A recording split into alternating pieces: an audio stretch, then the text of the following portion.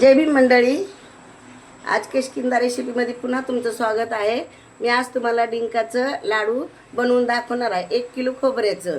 आणि हे मखाना घेतला आहे 100 ग्राम, काजू घेतला 100 ग्राम, हे बदाम घेतले 100 ग्राम, मनुका घेतला 100 ग्राम, 50 ग्राम हे पिस्ता घेतला आहे, जायफळ घेतलं एक, आणि ही खसखस घेतली, डिंक 100 ग्राम घेतलं आहे, आणि हे तूप आहे, आणि हे पाऊण किलो खारीक पावडर घेतलेला आहे, आणि 1 किलो खोबरं घेतलेलं आहे. हा आहे गूळ घेतला आहे बारीक करून, आणि हा खोबरा आहे. आता मी हे भाजून घेत आहे. भाजताना जास्त लालसर पण करायचा नाही, मध्यमच असा हे करायचा. खोबरा भाजून घ्यायचा. खोबरं असं थोडं थोडं लालसर भाजून घ्यायचं, जळून द्यायचं नाही. गॅम कमी ठेवायचा, मध्यम.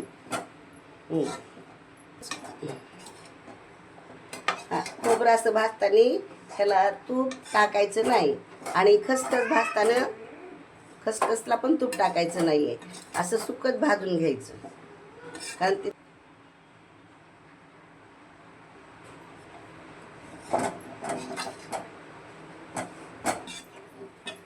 असं सारखं ह्याला हलवत राहायचं, कारण का ते जळणार नाही खोबरं खाली. हे असं बघा, थोडं झाले ना लालसर हे. आता हे खोबरं आपलं भाजून झालेलं आहे. आता मी ह्याला काढून घेत आहे. बघा, थोडं लाल झालंय ना, लालसर असं छानपैकी. तर मी हे काढून घेत आहे. हे आता आपलं खोबरं भाजून झालेलं आहे. आता ह्याच्यावर खसखस भाजायची, त्याची खसखस भाजून घ्यायची. ह्याला पण तूप टाकायचं नाही.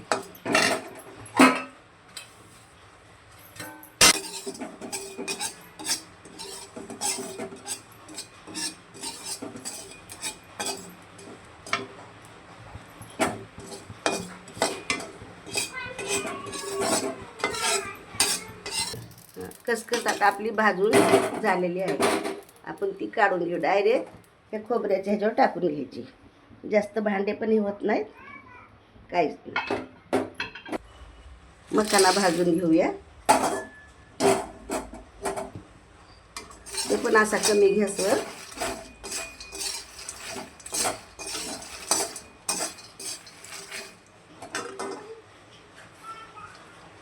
हे असं आता खुसखुशीत झालेलं आहे मखाना, आणि ह्याला मिक्सरमधून काढून घ्यायचं. हे असा बघितलं ना कसं खुसखुशीत झालंय. आता हे असंच आपण वेगळा काढून घेऊया.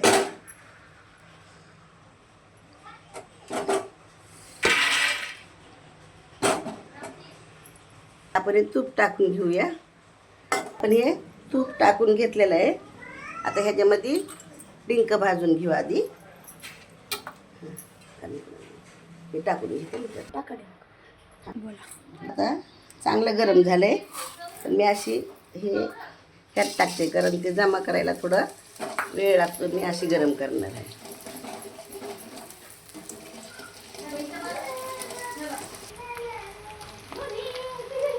असं काढून घ्यायचं.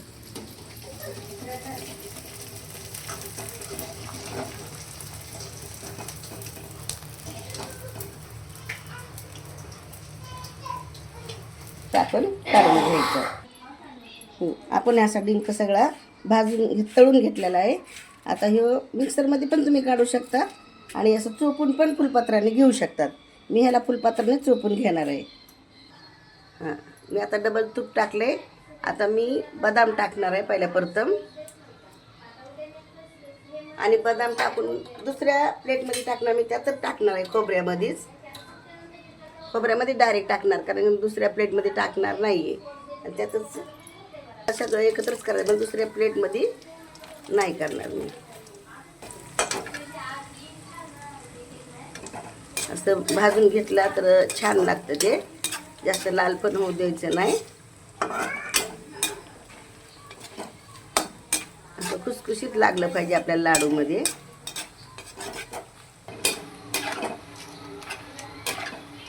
हे असं झालेलं आहे. लालसर झालेलं आहे. आता आपण काढून घेऊया.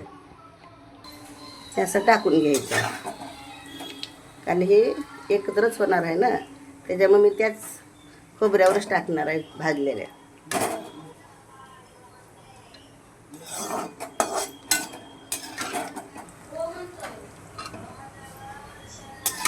भाजून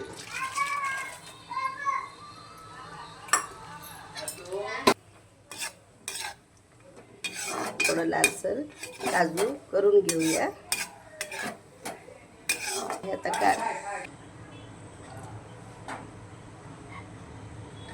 आता काजू असा लालसर झालेला आहे, ते पण आपण ह्याच्यावर असा टाकून घ्यायचं.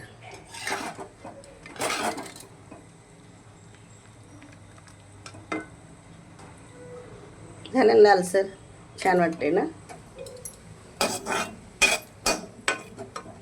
पिस्ता असा भाजून घ्यायचा.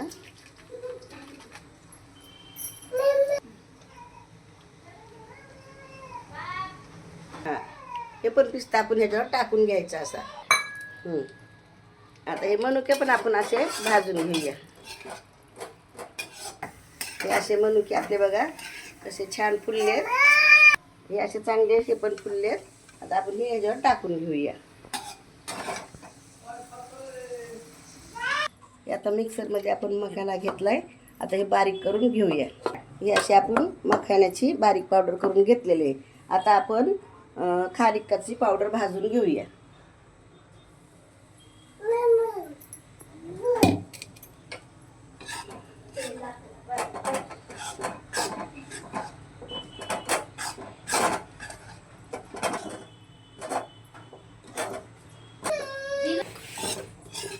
ही अशी खोबऱ्यासारखी खारीक पावडर अशी भाजून घ्यायची थोडी थोडी करून.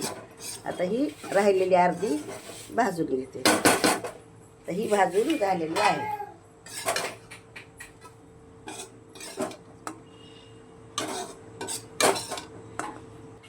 ही उरलेली अजून टाकून घेते. आता ही राहिलेली पण आपण चांगली भाजून घेतलेलं आहे खारीक. आता मी गॅस बंद करत आहे. सगळं मिक्स करून घेऊया आणि नंतर गूळ आपण टाक. हे असं सगळं आता एकत्र करून आपण घेऊया. हे असं एकत्र करून घेऊया.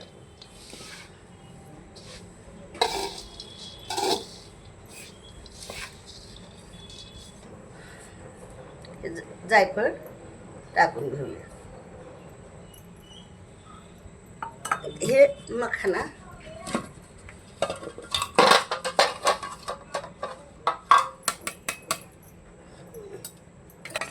हे असा मखाना आपण टाकून घेऊया. आता ह्याच्यामध्ये हे डिंक पावडर,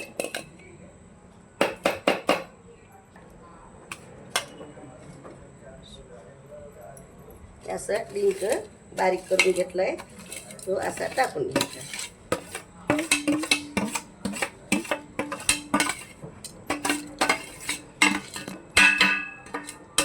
घ्यायचं एकत्र एक जीव करायचं. ह्याचं मखाना टाकलाय, जायफळ टाकलं, डिंक टाकला आणि असं मस्त गुळापासून असं हलवून घ्यायचं.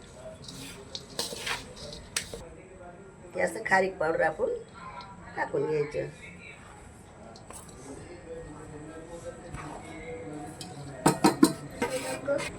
असं खारीक आपण आता हे खारीकची पावडर मिक्स करून घेऊया.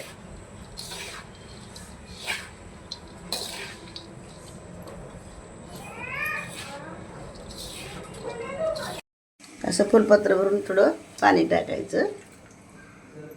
कसं हा गूळ म्हणजे त्याच्यात वितळून आपला त्याचा पाक नाही करायचा.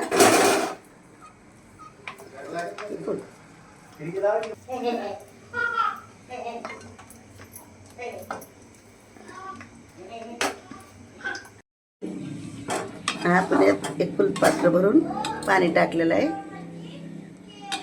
ह्याचा पाक नाही करायचा, फक्त वितळायचं आपल्याला गूळ. 1 किलो गूळ घेतला तर तेवढाही आपण वापरला इथं. हे वितळलं की आपण त्या सारणमध्ये टाकूया लाडूच्या. हे गूळ आता आपला पूर्ण त्याचं वितळलेला आहे. त्याचा पाक नाही बनवायचा, फक्त असा वितळून घ्यायचा.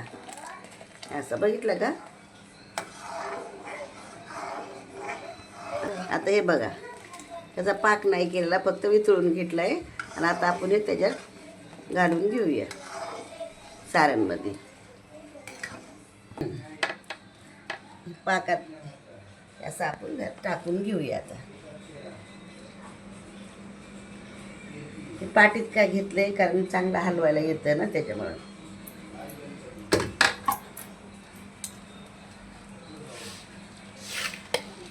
आता हे आपण असं मिक्स करून घेऊया.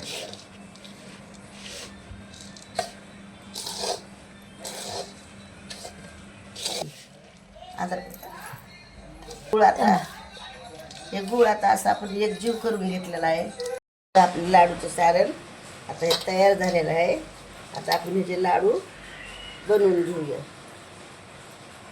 असे बनवायचे लाडू.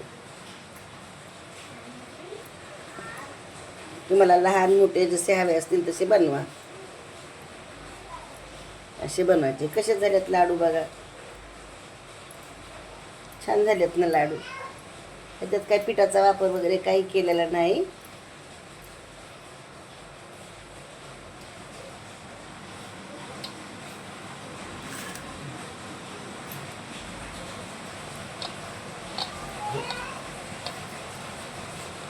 हे बघा लाडू कसं झालेलं आहे. आवडलं ना तुम्हाला लाडू?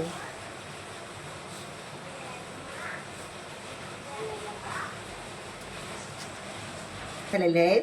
तुम्हाला आवडले असले तर करून बघा. लाईक करा, सबस्क्राईब करा. थँक्यू.